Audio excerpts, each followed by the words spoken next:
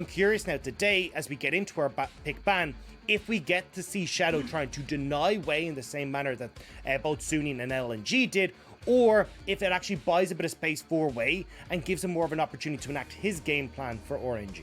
Yeah, I feel like, you know, talking about junglers in a head-to-head matchup was just such a good setup there, Dagda, because you're right, the stylistic differences coming through, but more importantly, how Shadow's been adapting to the LPL and what we want to see from him in the future is a big deal. As folks, welcome again to 11-13. Set still up there. Nocturne, Renekton, remembers, is still a big pick, but you notice, no Rumble, no Lee Sin.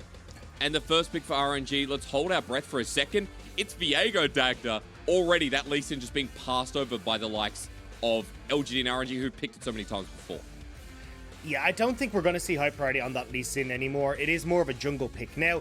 Viego's still incredibly high. Varus still insanely high as well. So we're still going to see these picks start to come through. Although, as I say it, Shadow considering taking the Lee Sin for himself. Yeah. But I like what RNG are going for here, right? Get that Viego. Make sure you've got that strong lane. Does go up towards Xiao, who's still been traditionally playing a lot of these carry-orientated champions. So it does fit into that wheelhouse of, hey, look, RNG's best side of the map is still that top lane. Yeah, it is, but I want to point out that a champion that can impact the top side of the map has been banned away by LGD so smartly when, you know, we talk about junglers going downhill like the Rumble, even the Lee Sin being a potential jungler as we see on LGD. Xin Zhao still up there as a top tier pick alongside the Diana, so I do like the bans to start us off. That means RNG aren't even going to look at jungle, Dagda. Strong 2v2 for Gala and Ming. We know that Gala and Ming have had some pretty decent laning phases, so not a bad start. Yeah, Gala and Ming have had good ones, but we've also seen them kind of misposition sometimes and start to throw some of these, some of these summoner spells. If we actually look at that replay that we had, the reason part of that fight went so poorly for them against LNG, or against Suning, was they'd actually burnt both summoner spells because Gala had mispositioned against One Fung and On. I was actually against this Leona pick as well, so we'll have to see how that bot lane matchup does go. In theory, it should be relatively okay for RNG to get towards that first item and look towards team fights, but it feels like in a straight up 2v2, I actually give that towards Kramer and Mark. Yeah, create a lot of space with the Leona as well. And your ability to poke out the Kalista. A lot of fun to watch this bottom side matchup, nevertheless, as we go into the next pick and ban. I'm sorry, I'm still kind of reeling in from not having any breath for a while, so I'll get back to normal in this first game. I have to pause every 2 seconds to breathe. But Gwen already been banned away, another OP champion that hasn't been touched this patch. What else would you like to see, considering that we don't really have our solo lanes apart from the Viego that we're expecting to go to Xiaohu or Crime? I think the Renekton, right? The Renekton's still up and available, still an incredibly strong pick. Also, we've seen Crime being taken that into the mid lane, and I think, especially for LGD, your best protocol here is to make Crime uncomfortable. Because Cryin has been struggling very much so with trying to adapt towards this new meta, especially a lot of the assassins and these kind of things. So getting him off of picks that can kind of just hands off the lane phase, keep it nice and easy, and neutralize that matchup is going to favor RNG way more. You want Xie to be able to bully that matchup, but I wouldn't be surprised to see them try and keep that counter pick for Xie on this last rotation. Okay, let's see, because that would be Xie's biggest strength coming through. He's been one of the strongest players alongside Shadow. I do like that RNG have double mid ban though, especially the Sylas after the games we've seen from this man. So I feel like you got to pay the respect here for LGD's mid laner, while you want to see the other side lane picked up then. Again, still assuming that the Lee Sin's going to be in the jungle, which we know 40 damage off maxing the E is too much to deal with. So maybe not. They say, hey, put Xie on the Twist of Fate. Something we remember from the 2020 Worlds roster, which Xie was always faded on. So one of the things that I wanted to bring up was how good Fearness has been doing. If you look at like gold difference at 15 and CSD at 15 for top laners, he's first. He's ahead of Nuggery. He's ahead of everyone. And now this composition feels like you slam in a Camille and you play around topside and just like, Fearness, here you go, buddy. You're all in on the carry performance, and there we go. Like, this is it. Like, I love this from LGD. The fact that we're seeing Fearness really come into his own is so cool to see, when he's been like previously cult, but never really got to show what he's worth, right? He was stuck on tank duty. Now we're seeing Fearness come into his own, and LGD are willing to build around him. So not only do we get the Shadow Lee Sin, which LEC fans would be so excited in, and yeah, we have a lot of good Lee Sins in the LPL. I wouldn't say that Shadow hits the top of that list, but he's still pretty damn good on the champion. On top of that, Dagda, we get a 2020 style draft where Xie's looking towards that top side. And you're so right with how Phoenix has been playing. This Camille is the perfect pick to go up against RNG, who are faltering quite a lot. And let's go to the other side, because we haven't talked about the Orianna, the Viego coming through inside lanes. There is good scaling potential with Olaf to mitigate and control a bit of the early phase and add some of that perspective heading towards mid-game with his damage as well. Yeah, and Olaf even receiving like minor buffs as well in this patch, so certainly going to be a little bit stronger. The biggest issue that I see is that the mid jungle coming through for RNG just isn't as strong on the opposite side, right? You can get a heap of burst potential coming through from the likes of the Lee Sin and that Twisted Fate to provide the CC. So certainly I'm a bit worried that you just burst out one member and then Olaf ends up running into that as well. And when you look towards the Orianna Twisted Fate matchup, Orianna isn't really a champion that can control Twisted Fate particularly well. She has quite high mana cost, so trying to shove out that wave against TF can be hard. So I honestly think from LGD's point of view, they have a good amount of room here to enact their composition, and it'll be on Xiaohu on this Viego to keep himself safe post level 6 and make sure he's not giving all that success over towards Fearness. And then RNG, when we get towards these team fights, will have greater success. Just remember though, in that top side, you pull out Xiaohu here, Dagda, in game number 1. Viego, easy to punish now that his healing from minions has gone down to half. It was 100% before, which was outrageous. Now only that 50% bonus. So you can punish the lane more as well, which means that Xiaohu, the scrutiny will be on him.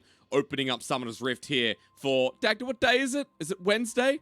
It's Wednesday. Yeah. Is it? Well, thank you so much. Ladies and gentlemen, I apologize, but Sydney's just gone inside lockdown again. I'm ready to spend another 7 days indoors. I forgot what year it is at one point as well, so that's what happens. Anyone else going through lockdown anywhere around the world, heart goes to you, but don't worry. We're here for you with some good League of Legends here in the LPL. Let's set things up again, Dagda. Bottom side for RNG, you talked about the volatility of the 2v2 with the Varus, who we know is going to be going poke here, with the Halo Blaze as expected, and the Leona. Gala and Ming also have kill pressure, so I'm curious as to how this starting lane kicks the game off. It's really awkward because it's like the AD carries are like, Kalista wants to fight, she wants to get in on top of the Varus, right? But when you look at the supports, that's the opposite. It's this real push-pull story, because when you look at the Nautilus-Leona matchup, Nautilus counters Leona by, when Leona goes in with the Zenith Blade, getting that hook, then being able to kite back. But when you're in a matchup with a Kalista, you want to go aggressive and, oh no! How many times are you going to be right tonight? Gala has to cleanse away. And Dredgeline was used first, so Mark's like, okay, I can Zenith Blade on the AD carry. Yeah, and you get so much control there as Kramer Mark because of that. Now, level 2 will be hit first by RNG, but you still have to be so careful because now the poke from Kramer is going to be doing so much more work. The lucky story for Gala, though, longsword and pots means that he's got a couple more pots in the back pocket, so he's not going to be worrying too much about his health bar, but still, that's not the best of trades to start things off. Cleanse already gone. Not the only lane that's building up momentum. Xiaohu in this top side, believe he hit 2 first as well, and he started punishing out Fearness, but HP gained back, so he's able to walk back in the wave, especially with level 2 himself. A Shadow top side and Wei bottom side. Shadow's actually just crossed over into the bottom side jungle, as I said that as well. So Wei with a bit of a clear lead. We know it's Olaf. He gets the low HP during his clear. He heals up. There's no problem whatsoever. But Undertow still just does so much damage in the early stages of the game. So Wei is ahead, done with his jungle, and looking to set up for this bottom side scuttle, Dagda. Yeah, I'm actually surprised to see the pathing coming through from Shadow. I assumed that he would try and path topside, look for some sort of play up towards Viego. I have a feeling that he thought Wei was actually going to start on his bottom side and wanted to come bot to try and contest the scuttle, but it's already gone, and maybe just taking a little bit of a love tap on the way. Xie walking into river, and Shadow doesn't care that there is an Olaf who wants to duel him. Just pushes out Ming anyway, confident, walks back. Loses Scuttle though, but I love this pathing, Dagda. Wei moving straight up to double Scuttle and then get an earlier recall than Shadow. A lot of mind games going on with this jungle matchup, because as we were saying, like, Shadow wants to be topside to help Fearness, right? The composition is set up for that. But Wei then was like, well, I know that you know that we know that you want to go topside. He instead starts in that topside path spot and now is able to contest Shadow, who tried to rope-a-dope him. And now he gets the double scuttle off of that play. I was wrong about an earlier recall, but I just love the rope-a-dope either way. Back going to come through here from Wei. Pickaxe on the side of the Lee Sin as well. And we're just going to keep watching some trading, and some really good trading from Xiao, who is the best performing member in RNG, without a doubt right now. A 10 CS lead here over the Camille. And still utilizing the range of the Q poke, still utilizing the fact that if you trade onto the champion, you still get the maximum amount of healing. It hasn't changed there, so sustain advantage, and that means topside is a good place for RNG for now. Yeah, and the big one is that range advantage as well, right? Viego is one of the longest auto ranges of melee champions, so he's able to trade really, really effectively against Fearness. So it makes it pretty difficult for Fearness to just try and hang on in this lane, but we are getting to that crucial 6-minute mark. That's when we're going to see Xie get access towards his ultimate. We can start to see Shadow play up towards that top side as well. And if that's the case, well then Xiaohu has to be a hell of a lot careful. Now, still has his flash available, so not going to be in too much threat from the first play, but needs to stay careful for a good amount of time to make sure that he's not under threat. I think we should exclaim that he has a flash, right? Xie walking up over a ward for now as TP comes through. No Destiny available, guys, so Xiaohu just knows he can Spectral more out of there. But I think the biggest thing is when we see Gwen, when we see Viego top, we kind of get the Camille factor there. Like Fearness has done, Ignite, TP. So Flash is always something we have to keep track of, but we also have to remember that Fearness, when he hits 6, that Ignite will add so much factor itself. Shadow's moving down. Wei started the Dragon, and he has a level lead. But he's pulled off pretty quickly after control warding down, starts it up yet again. And Shadow's moved back to his jungle knowing that bot priority, mid missing as well. Everything works in favor for RNG to get this first objective. Yeah, and this is definitely a favorable matchup for RNG when it comes towards getting these dragons, right? And this is exactly what RNG want to do. They want to stack dragons to force LGD into team fights, because LGD's composition is just not set up for that style of fight. They want to be able to get themselves ahead, play through side lanes, and use the pressure that they have in side lanes to then transition over towards these objectives. The big thing here, though, is that we're actually seeing... although Cryin was able to get the priority in mid to help out towards the dragon, he had to burn a hell of a lot of his mana to try and do so. So now Xie, who's hit level 6, has that blue buff as well. He's going to be looking to see if he can try pushing in this lane and then look to move up to make these plays topside. You can already see Destiny hit. He just dips out of the lane straight off the bat and forces Xiaohu to play safe. And there's no warding in the river from RNG towards that top side, the lane that we wanted to talk about. Fearness can dive because he can reset turret aggro with the Hextech ultimatums, so that's why the Twisted Fate Camille combo was seen in so many regions, but importantly here in this region, it was such a classic LGD draft. Back when it was Longxing, Xie from 2020 Worlds as well, now back onto LGD, funnily enough, alongside Mark. It's crazy how things work out, but... trying to set up for that top side we talked about for LGD's condition. Dacta, I do like there's a control ward inside Brush, but again, he's doing it. Xie just moves up. All he needs is enough mana for Destiny, for the gold card. He's going to pick up some lettuce on the way to the supermarket and still threaten away that position of Xiaohu. Yeah, and this is the thing for Xie, right? When you go for this early ability haste, your mana's going to be a little bit lackluster. He's going to want to try and get this blue buff off the Shadow when it spawns, and then also making sure that he's got enough of those corrupting potion stacks to keep him nice and topped up. Now, Brian going to get a blue buff of his own, so will help in trying to push out that lane alongside the tier a bit, but the big issue when you're looking towards both side lanes here for RNG is they know they want to play aggressive, right? Xiaohu has the advantage in this matchup. He wants to be trying to force himself on towards Fearness. Same you look at Gala, right? Gala is a Callista. He wants to play aggressive in this lane. But when you've got something like a Twisted Fate, it makes it very hard for RNG to try and enact that game plan. So when you're looking towards the later stages of, hey, is Gala getting plates? Is he getting a lead in this matchup? Well, if the answer is no, that's a big win for LGD and something that Xie has been a part of. That's right, in halting the Callista down. I like that point. We'll touch on it to see how Gala goes for the rest of the lane, because look, he's moving up. Kramer is as well. Classic roam here at the 8-minute mark from the LGD support. Ming's joined him, but Mark has a level advantage.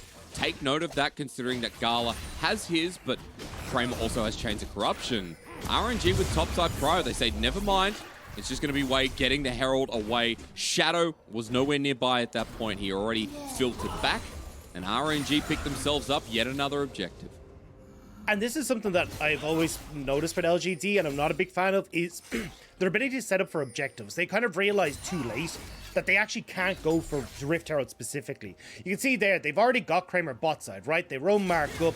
They don't actually have priority mid. They don't have priority top. They can't really threaten that objective, but they started up anyway. RNG just move in, they sweep that up, but they've already moved Kramer top side as well. So you're not trading bot side for the Rift Herald. You've actually just leashed it for RNG. And this is something we get to see pretty consistently from LGD. And it's something that I want to see them change and start to pick up better, because it's just been something that's been lacking in their early game.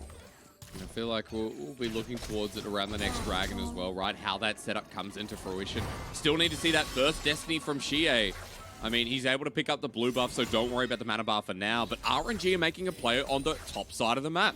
Xiaohu and Wei are going to lock down Fitness, who's at half HP. Of course, he has no flash, but the hook shot, wall shot, back on in. Wei doesn't care, and Xiaohu can just burst him down. The Heartbreaker ulti from Fitness, good. He's bought time, but not enough. Destiny in the lack of time. I was going to say the Nick, but no way. It's first blood as 4 members of RNG show top.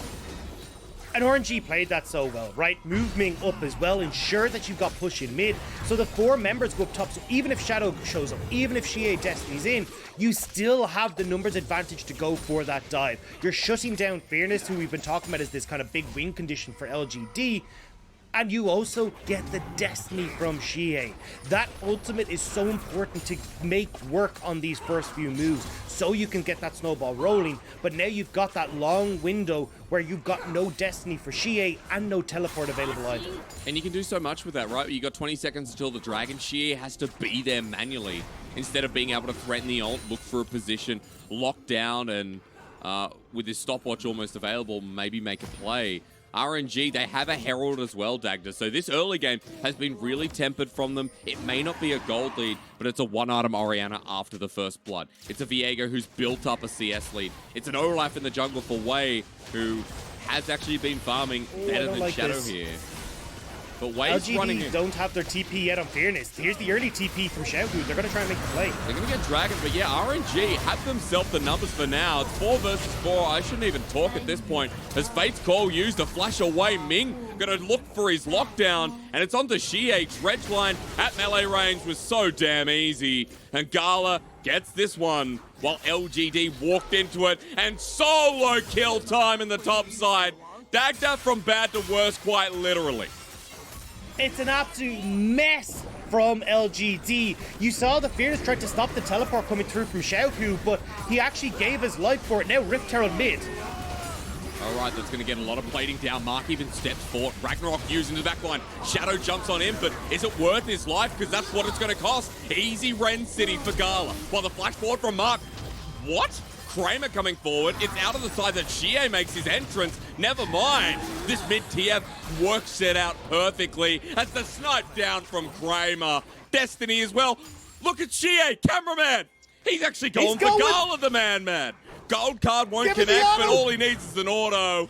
And Xie, he makes that play look beautiful somehow. Somehow, LGD pull it out of the bag. That was a disastrous setup. Oh, the phone. Xiaohu. Sneaky. He can clean this up. Does he have Heartbreaker? Yes, he does. On top of Xie. Doesn't get the Spectral Maw. Unlucky there from the Viego and didn't want to burn the flash, so just has to let him go. That was unfortunate for Xiaohu, but a big sigh of relief from LGD. So they got the Dragon off that initial play. I don't even know what replay we're going to get here, so I'm just going to start discussing the whole view. We're actually going to get the pro view. So, yeah, here's the kill in topside. We just had Fearness, look, tried to stop the TP from Xiaohu. It cost his life. And unfortunate for Fearness, but honestly, probably saved that play a hell of a lot more for LGD, because we really saw how poorly it was going with the TP already coming in from Crying towards that bottom side, and you're just not really in a position to try and fight this. Kallista's stronger than Varus at the moment. You've got a hell of a lot of damage that's coming through from Olaf as well, because he's hit level 6, but we are... sorry, I got confused by the bottom left corner, but LGD, the fact they have to turn this around with Xie is kind of nuts. The TP comes in, you've got super low health bars on both Crying and Gala, and I thought Xie had made a mistake there by not actually going on towards Gala, but there's just not enough damage, and eventually Xie comes in with the Destiny anyway to finish this off. So amazing play from Xie to come back into that play, turned around in favor of LGD, and crucially get some gold into their back pocket. I mean, it was just a funny play because obviously we didn't get to see Xie coming in from the side with his TP. we're focused on towards mid, and I thought Mark's kind of briefing this one with a massive question mark, but lo and behold, great setup for the response play, and LGD bring this game back from what was RNG starting to run away with it, look for picks, build momentum themselves. Now, even in the bottom side here, Dagda, Kramer setting up for the turret wall. Mark, Shadow, Linger. You can see Shie with the Destiny available once again. And LGD, they've got some real core items built up. 4 of those mythics in an instant. Crying. And Crying now called out. Solar flared. Once again, Destiny down. Shockwave, though. Zenith's blade doesn't connect, but it doesn't matter. Xiaohu running into the thick of it while his damage is massive because he's level 11. Gold card to lock him down, but he has Merc Tread. Flashes on in, and he'll get a reset as well. Doesn't get the gold card, though. Unlucky, sir. He just wanted the quickest one. Well, into the Ragnarok. Wei runs to his death, and RNG run to 3 of their own members falling flat. But again, this is what we're talking about from RNG. Oh, hang on, Kramer. Ripperoni, I suppose, in the bot side, but Ming is just out of tower range. He'll be all right. But this is what we said for RNG, right? Taking that bot lane out of the equation. They end up going and over-committing for these fights that they've already lost. Crying's dead. Like, we saw it from a mile away. It was a good play from LGD to sneak in behind. You just call it quits there. But Xiaohu commits to the fight. Yes, he gets one back, but Wei also overextends for that fight. And instead of just cutting their losses and backing off, they end up giving more over towards LGD. So you can see here, right? I actually don't mind Xiaohu committing here. Nearly able to pick off Shie straight off the bat, but this overcommitment where he takes the reset off of Shie instead of just backing away at this stage gives the opportunity for Fearness to come in. Wei then overcommits as well, and you end up giving 2 kills across instead of just being able to move away from that. But we're going to see what happened here on this bot side as well. Yes, we are. Fate's call and just a flash away, but Ming's in range, and oh, that dredge line. That's amazing. That's great. Again, while we compliment Ming as well. I've been talking about Xiaohu being the best performing member. I still think Ming is up there with him, if not very close behind. Dredgeline doesn't connect as I'm talking about him, but he set himself up. The Kalista 3-1 now for Gala. So while it's been very back and forth, Dagda, around this dragon, we have to remember we're looking at mythic for mythic territory. Items pretty much even, and we begin. See, though, Fearness has access to the backline here, where Xiao doesn't really. Destiny to try and pick off Gala. It's Gala by himself. Sonic Wave connects, takes the blast cone straight up into the air. The kick matters not, but the soul flare for the re-engage. Chains of Corruption are connecting and spreading. Gold card at the ready. It's Ming locked down on the backline. Fearness is destroying 1v2. The Heartbreaker from Xiaohu. He's doing a lot of damage. Wei has to help. A quick reset here as he's going to turn into the Camille. Get the Precision Protocol. But again, RNG losing members fast until Xiaohu continues to live. Gets yet another reset. Mark has to run, and you just think Viego's lost the fight until he hasn't. How does Viego manage it every time? I thought that was a great fight for LGD, but Xiaohu is able to come out clutch alongside Wei. They get the fight, and they get this dragon for themselves as well. Well, I'm ready for a replay because, you know the hardest thing about casting in 2021 is keeping track of this stupid bloody champion. Dagger, it's like trying to look down an intersection and then look left, look right. You got 2 roads to the side of you, and you know there's cars coming behind you. You can't do it at once. We'll have a look again because for RNG, this looked doomed. There's just too many different things. Now, I actually thought here, Fearness had a great flank in towards the backline, picks off Crying. I was like, this is wonderful. And then 4v1, Xiaohu is pretty much taking on LGD. You see a quick stun coming through from Xie means he's not able to get that CC chain on towards Xiaohu. And then it's just reset after reset. The healing coming through on the passive from Xiaohu, keeping him up, keeping him happy. And he's now sitting 3-1-3 with the Divine Sunder completed. Blade of the Rune King soon to follow. And suddenly Fearness is in a hell of a lot of trouble in this top lane. Props to Wei in that last fight for flashing over, because if he didn't have flash, I mean, we remember Olaf would Ghost most of the time, but if he didn't burn the flash, Xiaohu doesn't get the reset there. The damage wasn't going to be enough. He added so much to RNG's success there. And even after we saw RNG win the fight, I just want to point out, Gold's dead even once again. 20 kills, 18 minutes here in this game number 1 of LGD RNG. It'll change for a second because Xiaohu gets the turret in the top side, but LGD pick up their first turret of the game, and it's even once more. So second Herald might change that, Dagda, as RNG have started that for now. Yeah, and that's the big difference maker here, is you're going to get this Herald, and for RNG, that equals tempo advantage, because you can shove in, create this big advantage mid, start to group around it. As Crying, please don't go down as I'm trying to explain my point, but well, I think it might be actually Shie. Yeah, in a bit of trouble. I mean, Destiny's been used, it timed out in the nick of it. Shie burnt the flash as well, so that was a moment there from the mid laner of LGD. It means Destiny's going to be down once again, but we're getting to the point in the game where it's only that 40 second cooldown. I think 30 is a bit ambitious. Call it 40 seconds, which means it's not going to be too much of an issue. Dagda, let's point out items while we have a quick lull, because I think it's important to note that we are progressing in this game very fast because of the kill count. We have a rapid fire cannon onto Shie here, so great for the pick potential. When he has that Zhonya's, it'll just be the icing on the cake as well. But 2 items on Xiaohu's Viega. Blade of the Ruin King now picked up, going to be great in the sustain battle, while Fearness a little bit behind because he's been behind in CS for the majority of the game. Yeah, and this is what I wanted to touch on, was like, how do we play at this game now for both sides? Because you can see the items coming through, right? As you talk about, LGD, very heavy on that pick potential, trying to look to see if they can use the TPs, the Destinies, to play through Fearness and look for picks as RNG are trying to deal with the side lane pressure. If you're RNG, however, you want to try and get this tempo in your favor. You want to start putting pressure on towards these mid lane turrets, using this Rift Herald to cause that, and then threaten Baron. You cannot siege down these turrets as RNG unless you have that Baron already completed, especially at Gala, just too short range of an AD carry. So you're trying to group and force LGD into a fight at Baron, but you need to get control of the jungle, get control of the map before you can do that. And that's why when you look at RNG, they're pushing in these lanes, they're not overextending, and they're trying to creep this vision into LGD's topside jungle. I just love that you talk about, LGD really don't want to fight. It comes back to the condition, right? Bottom right, I wonder if our audience can see this. There's a heat map of what's happened in this game, yeah. All towards that top side.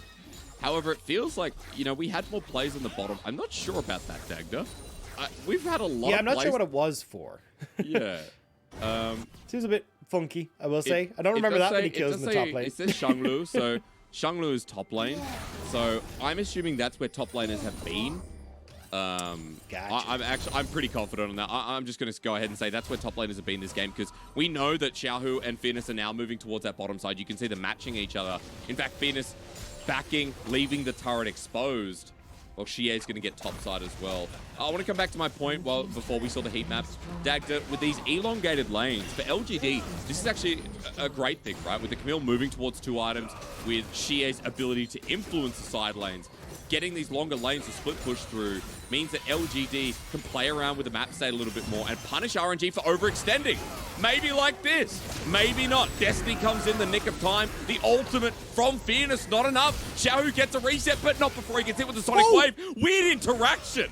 Heartbreaker comes through. He's out of there, but Everfrost turns on top of Wei. Shockwave doesn't connect. They get out of it, but Wei jumps back in with the Gore Drinker. He's at half health once again. Undertow while Crying flashes away from the Chains of Corruption. That connects, which was a gold card. These fights weirder than ever. Though. Everything's thrown out. Dredge line from Ming from the back line. Kramer and Shie are dead. And Xiaohu's back to half health. RNG with the ace. And such a strange fight to get there. I like the idea from LGD. It's their target selection that I don't agree with. Trying to kill Xiaohu is not the play there. He's too tanky with the Divine Sunder. He's got too many resets. His burst damage is insanely high after finishing the Blade of the Ruin King as well. They wanted to try and commit on towards Gala instead, who was separated from the team over towards that mid lane. But unfortunately for LGD, that misstep gave so much gold over towards RNG, gave that dragon towards RNG as well. And now for LGD, who want to try and make these picks and avoid these fights, have a soul up in 4.5 minutes where they are forced to brawl with RNG. You're going to see it here, right? Fearness goes in and tries to set it up. They see Wei in the bush, but there's just not enough burst damage here. They nearly kill Xiaohu. I think it's kind of bold that Xiaohu gets out of this, to be perfectly honest. He should have gone down there. He W'd to but the look, wall. it doesn't even matter, right? At the end of the day, Xiaohu, even if he goes down there, you still lose the ensuing fight. I would have preferred to see LGD try and pick off Gala, who's in that mid lane.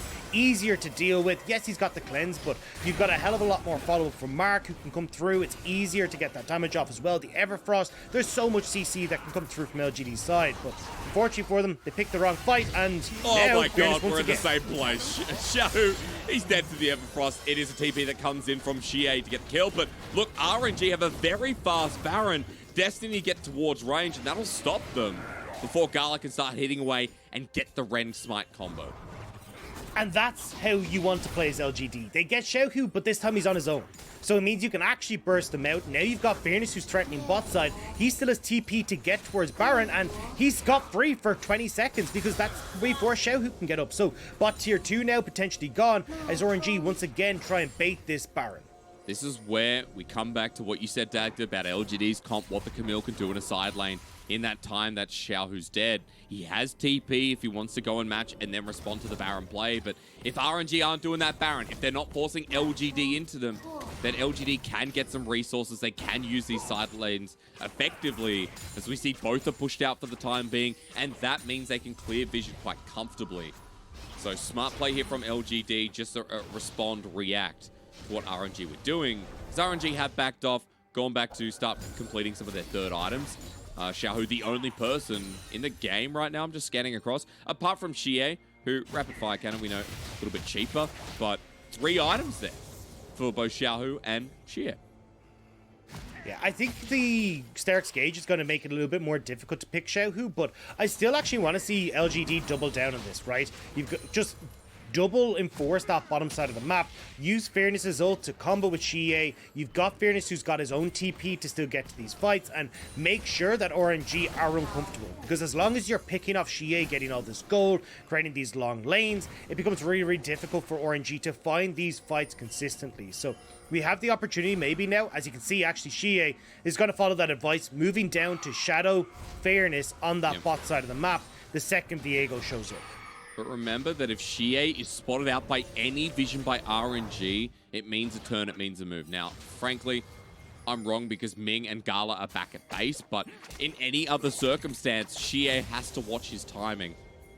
I want to point out, Dagda, I've been really off kilter this game. I feel like needing oxygen has made me very scared in life, as maybe LGD should be. Depth charge on the back end, RNG now to play angles, but LGD are bundling into the choke while Xiaohu makes his presence known. He TP'd in first, and he's got a reset. Watch the arrows fly as Mark's into the middle. Fairness joins the party late, and RNG have already won it. Dagda, they asked for a team fight, and LGD gave it to them.